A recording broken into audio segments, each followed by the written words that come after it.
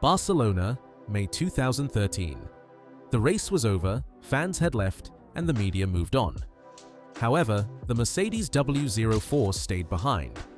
Lewis Hamilton and Nico Rosberg were driving it that season. Over the next 3 days, the car ran nearly 1,000 kilometers, quietly, behind closed doors, on behalf of Pirelli. The test was never announced to the paddock, and no other teams were invited. But when the news broke, it triggered one of the most controversial investigations in modern Formula One. This was the 2013 Mercedes tire test scandal, a moment that ignited a lot of questions about sporting integrity, team privilege, and the invisible edge that separates dominance from controversy. Well, the scandal didn't begin in Barcelona. In actuality, it started with the tires. Pirelli returned to Formula One in 2011 with a mandate from the FIA to produce high-degradation tires. The goal was to make racing unpredictable and create more pit stops. It worked, but by 2013, the consequences were spiraling. In the first half of the season, teams were struggling to manage degradation.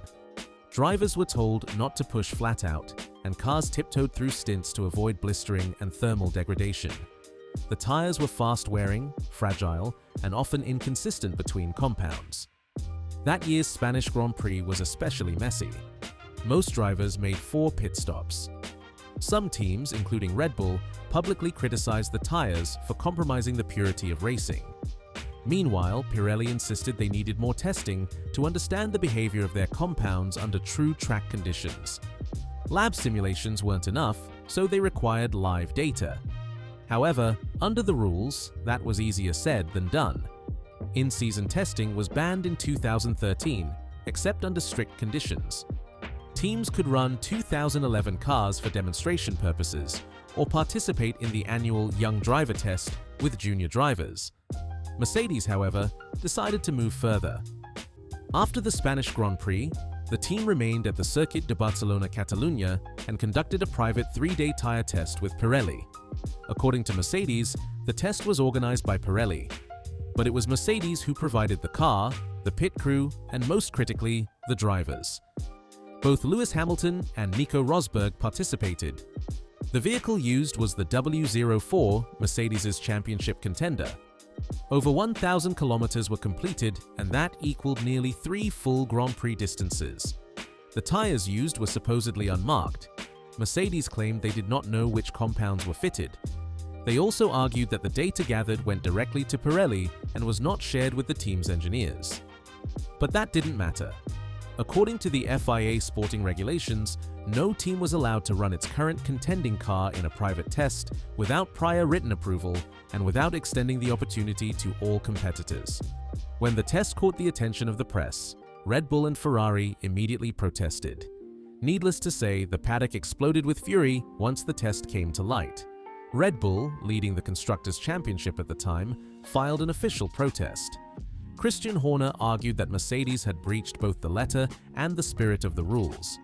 He mentioned that any additional running with a current car, especially with race drivers, provided a competitive advantage.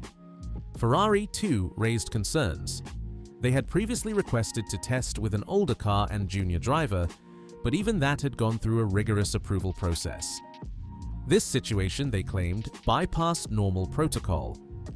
Other midfield teams, though quieter, shared the sentiment.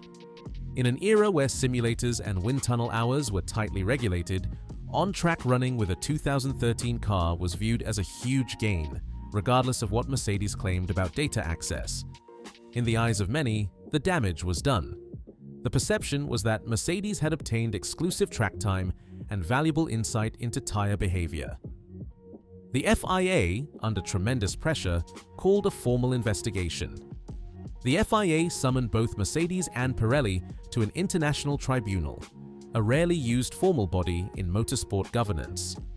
The hearing took place in June 2013, nearly a month after the test. The primary legal question revolved around Article 22.4 of the FIA sporting regulations.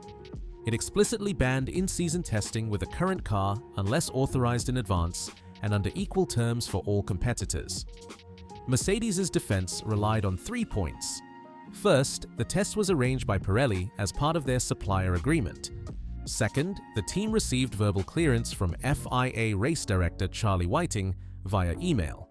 And third, that the tires used were unmarked, so no compound-specific performance data was collected by Mercedes. Pirelli supported the defense. They claimed that Mercedes did not influence the test protocol and that the purpose was strictly for tire development, not team performance. The tribunal deliberated for hours. In the final decision, the panel acknowledged that rules had been breached. Mercedes had indeed violated Article 22.4. However, the tribunal also accepted that Mercedes did not act in bad faith and that Pirelli bore significant responsibility for organizing the test without clarity. Mercedes was found guilty of breaching the sporting regulations, but the punishment was modest. The team received a reprimand. Additionally, Mercedes was banned from participating in the young driver test at Silverstone later that year. That event would have given them a chance to run junior talent and test updates under legal conditions. Losing it was inconvenient, but not catastrophic. No financial penalty was issued, nor were championship points docked. For critics, the verdict was way too lenient. Red Bull's Christian Horner called it a slap on the wrist. Others claimed it set a dangerous precedent where teams could claim confusion and avoid consequences. However, for Mercedes, the matter was closed. They returned to racing and, by the end of the season, were one of the most consistent teams on the grid. While Mercedes escaped with a minor penalty, the reputational consequences lingered. Questions about favoritism toward Mercedes kept popping up frequently. Some teams felt that Pirelli had shown bias by working privately with a top-tier outfit. Others suspected the test may have helped Mercedes improve its car setup, especially in managing tire wear, a known weakness in the early part of their 2013 campaign. After the test, Mercedes' performance improved. Nico Rosberg won the Monaco Grand Prix, followed by a dominant win in Silverstone. The improvement was outwardly related to the Barcelona test, but the reason remained unclear. But the timing added fuel to the speculation. Pirelli's role was also being questioned. As a sole supplier, Pirelli was expected to operate with complete neutrality. This episode opened many doors to doubts. Although the company insisted it followed its contract, the lack of transparency damaged its credibility. The FIA came up with stricter regulations for future tire testing in response. All tire tests from 2014 onward had to be declared in advance. Invitations had to be extended to multiple teams. Besides, the cars used could not be from the current season. Most importantly, all test data had to be submitted for review. The weight of the 2013 tire test scandal became apparent a year later. In 2014, Formula One entered the turbo hybrid era. Mercedes launched the W05, a supercar that dominated the grid, won 16 out of 19 races, and secured both titles effortlessly. From 2014 through 2020, Mercedes won 7 consecutive Constructors' Championships. Many analysts look back at 2013 as the turning point. That year, the team learned how to manage tires, structure test operations, and adapt their technical processes.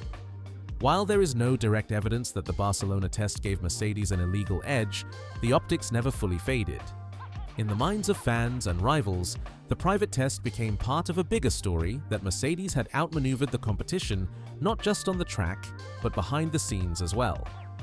The 2013 Mercedes tire test showed how gray areas in rulebooks can be stretched and how an advantage can be gained even without cheating explicitly. For Mercedes, it was a controversy they survived, but for Pirelli, it was a wake-up call on supplier responsibility.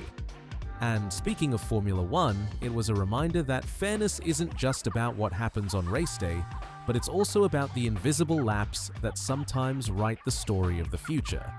If you want more detailed breakdowns of stories that Formula One doesn't put on the highlight reel, stay tuned and we'll catch you soon in the coming video.